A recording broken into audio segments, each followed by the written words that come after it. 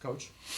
Well, I think that, as I've said before, we had a really good fall camp. Preparation has gone well for Boston College. It's a little bit of a guessing game as to what we're going to get with two new coordinators and new quarterback and all the things that they have going for them. But I know that with any Steve Adazio team, they'll be hard-nosed and well-coached and physical. And so, we're looking forward to having a chance to travel and go play. It's been a long time since we played, and we're looking forward to having a chance to get back out there and see what we've accomplished during the off season. Just more on that. How do you decide who goes in when and how they're used during the game? Sometimes we'll script it before the game. Other times it's just kind of a feel. I'll just put one in.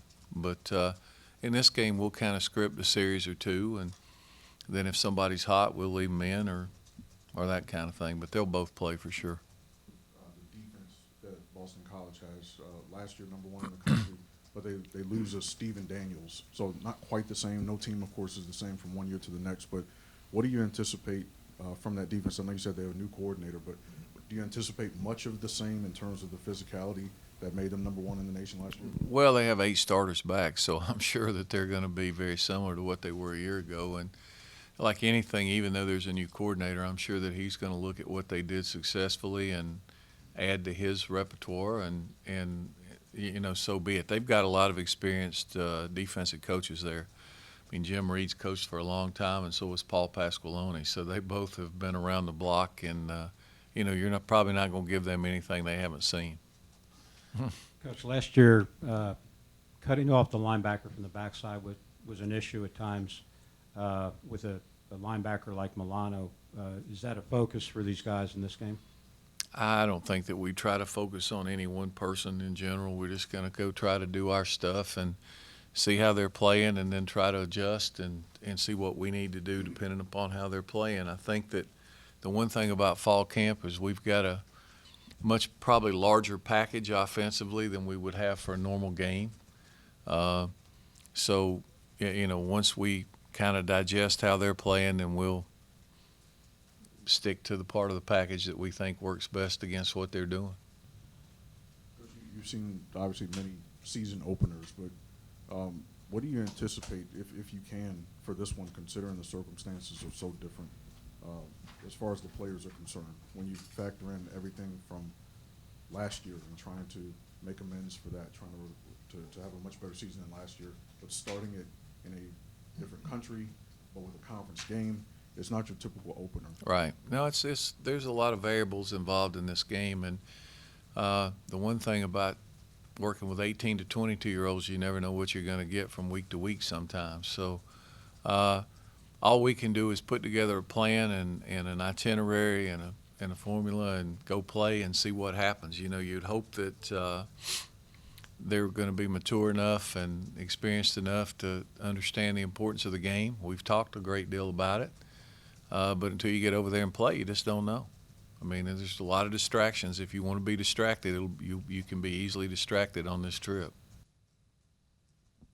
Paul, you haven't come off many years like last year in your career. Did you change anything, or do you approach anything differently when you're coming off a season that you don't have a lot of experience having those kind of years? And I'm sure would like to avoid having too many more. Yeah. No, not really. I mean, you always look at the end of every year and you evaluate and you see what you're doing. And but there's a long track record there, and I've been coaching a pretty good while. So we've been fortunate. We've had a lot of success at a lot of different places. So until it becomes, if it were a pattern and we'd strung together a couple, you would, I think, have to take a look, but hopefully that won't happen. Again, I think that every year, nobody's going to have higher expectations for the team than I am. But you have to step back and look at it realistically sometimes too when it's over, and kind of see. To finish 3-9 last year surprised me. I wasn't surprised at all that we weren't as good as everybody thought. I knew that in practice. I said it all along. I think this year's team is better, but we got to go play. We'll see.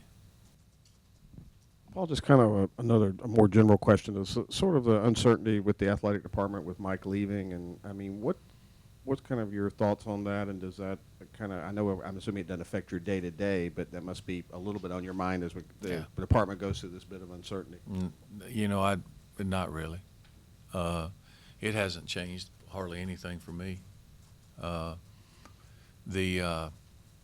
I'm sure that Dr. Peterson and the group that he's put together will go try to find the best qualified candidate that they can find, and a guy that can come in and put in their vision for athletics. I'm happy to be a part of it if asked, and if not, I got a job to do myself. So I feel reasonably sure they'll hire somebody at some point. I've had the opportunity to work with Paul Griffin before. I respect him. I think that he's a stand-up guy. If you got a question, he'll give you an answer. So